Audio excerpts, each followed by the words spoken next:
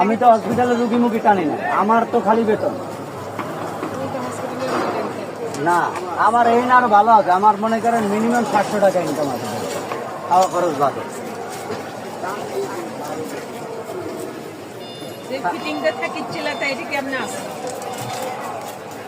হসপিটালে তো সেই ফিটিংটা থাকিছিল তাই এটা কেমন আছে এত মাসের হিসেবের মধ্যে থাকতে হবে ম্যাডাম, কিছু করার না, বুঝলেন না ভাই বাসায় যে পিস করে ঠিক আছে ওনে আমার যা কইতো আমি ওই ও কিছু মানতাম না। দূর কাজ করতে আইছি, কাজ করতে আবার নবাবি করে লাভ।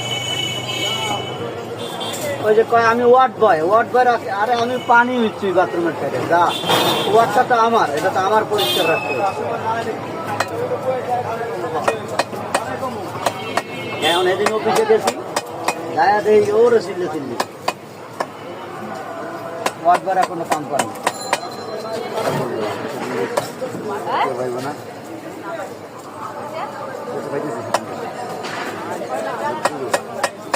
গ্রাম আমার শুরু চলে গেছে